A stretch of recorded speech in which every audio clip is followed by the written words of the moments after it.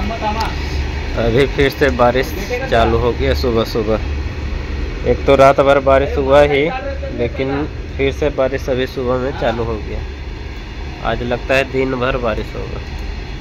Hello नमस्कार दोस्तों, स्वागत है हमारे एक और नए वीडियो में आप सभी का।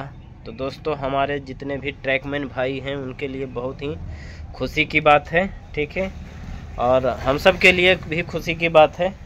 और क्या खुशी की बात है, चलिए आज के वीडियो में आप सबको बताने वाले हैं। और जो भी भाई हमारे इस चैनल पे पहली बार विजिट किए हैं और वीडियो को पहली बार देख रहे हैं, तो कृपया करके इस चैनल को, मेरे चैनल को लाइक, सब्सक्राइब एंड शेयर ज़रूर से ज़रूर कर दीजिएगा, ठीक है। तो चलिए दोस्तों, एक नया बदलाव आया है रेलवे बोर्ड की तरफ से। और जो भी ट्रांसफ़र का सिस्टम था पहले कुछ और था, अब कुछ और हो गया है, ठीक है। नया अपडेट आया है और उसी अपडेट के बारे में आप सबको बताने वाले हैं।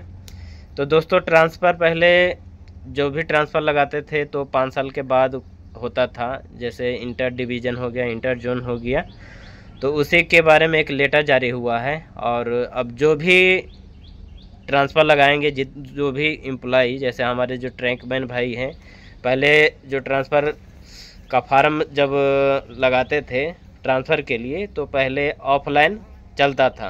पहले आप अपना ऑफिस में, एसएससी ऑफिस में जमा करते थे, फिर वहाँ से आपका एडीएन ऑफिस जाता था, फिर वहाँ से फिर आपका जो डिवीज़न है वहाँ जाता था, ठीक है।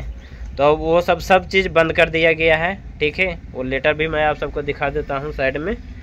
और अब जो भी आपको करना है सब ऑनलाइन करना है HRMS के थ्रू, ठीक है। HRMS मॉड्यूल में कुछ बदलाव आया है और उसी में बताया गया है कि अब जो भी ट्रांसफ़र का हो गया, इंटर डिवीज़न हो गया, इंटर जोन हो गया, जो भी आप ट्रांसफ़र लगाते हैं, आपके डायरेक्ट जो एसएससी है उनके पास जाएगा, फिर वो फॉरवर्ड करेंगे तो आपके एडीएन के सर के पास जाएगा, फिर वो आप देख के जो फॉरवर्ड करेंगे फिर आपके डिवीज़न में जाएगा, ठीक है।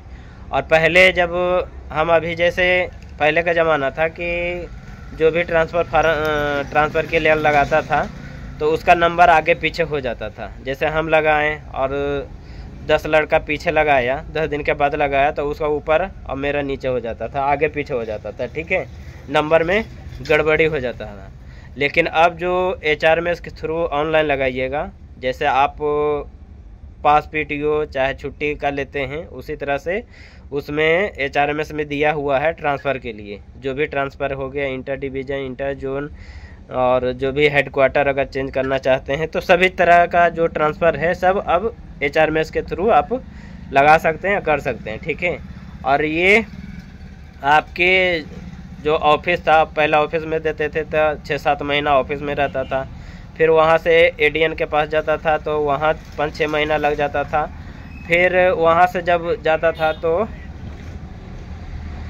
वहाँ से जाता था, फिर डिवीज़न जाता था तो वहाँ 3-4 महीना लग जाता था। एक फार्म को डिवीज़न जाने के लिए कम से कम 6-7 महीना लग जाता था, ठीक है। पहले बहुत स्लो काम भी होता था और धीमा काम रहता था, तो उस वजह से आगे पीछे सभी का नंबर हो जाता था। और जैसे अभी लगाएं तो 10 लड़का के बाद फिर आपका नंबर आता था। तो अब ऐसा कुछ भी नहीं है। अब जो भी आप अप्लाई करते हैं ट्रांसफ़र का, तो डायरेक्ट आपका जब अप्लाई करते हैं उसी नंबर के द्वारा आपके पास जो डिवीज़न है वहाँ पे चला जाएगा, ठीक है।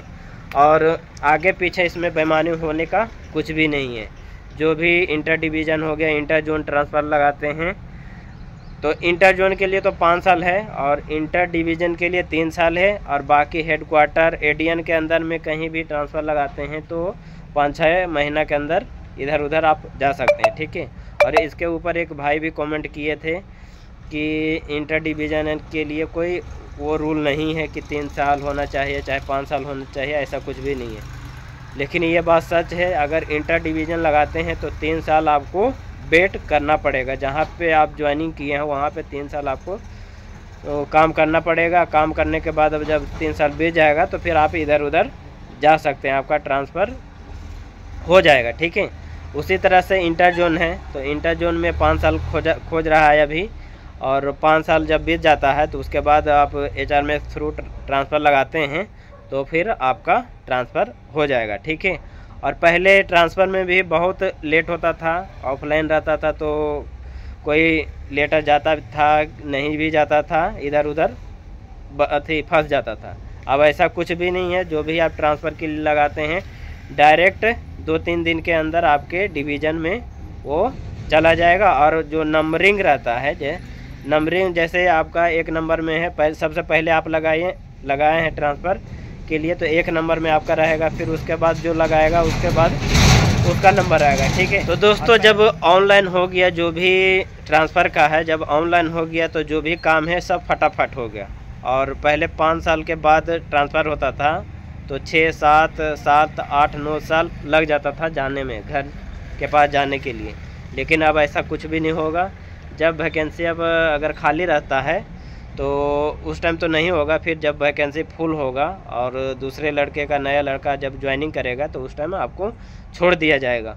और अभी एक लेटर और जारी हुआ था कि हमारा जो डिवीज़न है, सोलापुर डिवीज़न, यहाँ से कम 25 लड़का को इंटर जोन के लिए छोड़ने वाला है और कुछ दिन में छोड़ देगा। तो फिर मेरा भी नंबर बहुत जल्द 1.5-2 साल के अंदर हम भी आशा लगा रहे हैं कि घर के पास चले जाएंगे। तो दोस्तों जब से ऑनलाइन हो गया है, जैसे HRMS के थ्रू जो भी एप्लीकेशन आप डालते हैं तो सब चीज़ फटाफट होगा। और होगा तो जो भी काम पहले फंसा हुआ रहता था अब वो जल्दी हो। ये जो लेटर आया है रेलवे बोर्ड की तरफ से आया है और सभी एडीएन को बताया गया है कि जो भी आपके पास इंटर डिवीज़न, इंटर जोन का फॉर्म आता है वो केवल अब ऑनलाइन HRMS के थ्रू आप लीजिए, ऑफलाइन नहीं लेने का, ठीक है। और पहले ऑफलाइन का सिस्टम था तो ऑफलाइन भी कुछ डाल देते थे और जब डिवीज़न में लेटर जाता था तो HRMS में वो डालते थे।